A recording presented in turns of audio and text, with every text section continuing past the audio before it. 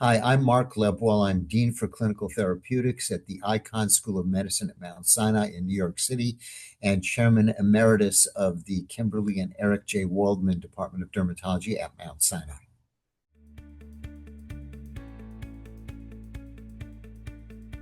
I've had the opportunity to use a test already in my practice, and it is available already.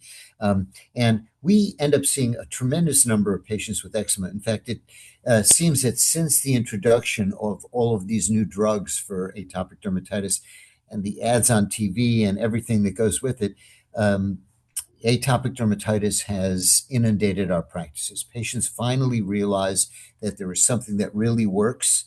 So they've been coming in droves. We see a lot of it. One of the difficulties we have is that the first line treatment, often for severe disease, used to be medicines that were dangerous, systemic steroids, methotrexate, cyclosporin.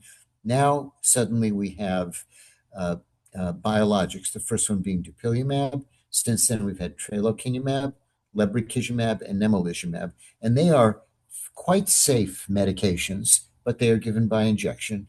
And one of their drawbacks is they don't work for close to a third of patients.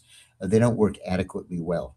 And so we the package insert for the JAK inhibitors, which are dramatically effective and do work for most of those patients, say specifically often that they should be used second line.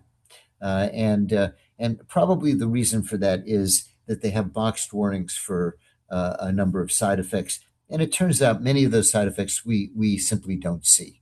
I will say infections are unquestionably increased in patients on JAK inhibitors, but we don't see a lot of clotting, heart attacks. In fact, there's several publications showing no increase. Now, obviously, we haven't treated those patients for decades, but in the short term, we're not seeing a lot of patients with clotting, heart attacks, or cancers.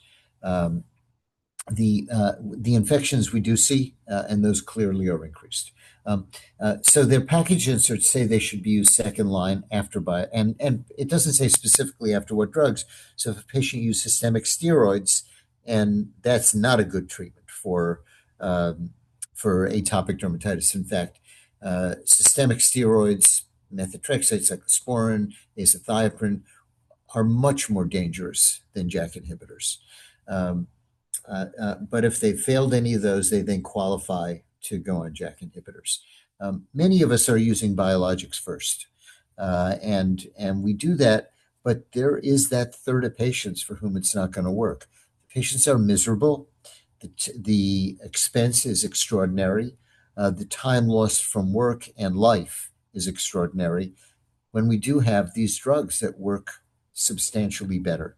So how do we make the decision when a patient comes in, can I put them on one or another? And we now finally have a test that tells us with a great degree of accuracy that the patient is likely to respond just to a biologic, in which case we would normally put the patient on the biologic, or the patient is likely to need something more, which ends up being a JAK inhibitor.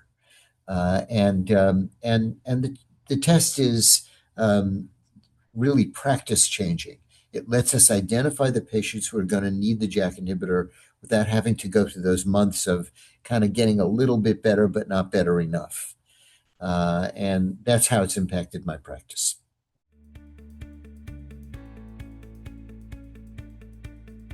You say responding quicker, but we're looking at patients who will never have a satisfactory or not likely to have a satisfactory experience on biologics because they might get somewhat better, but not better enough.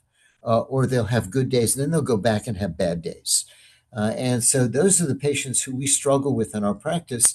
And before we had JAK inhibitors approved, we really struggled with those patients. Now we don't because it's a very simple solution. We just move them to a JAK inhibitor. Well, we could have avoided all of those months of, oh, doc, I'm not doing so well. Those are the patients who, I shouldn't say they aggravate us on the phone. The fact that they're not getting better aggravates us because we're in this to make them better. And, you get all these emails, oh, it's not working well enough. So That's where we need this test to tell us, let's go right to the treatment that's going to work.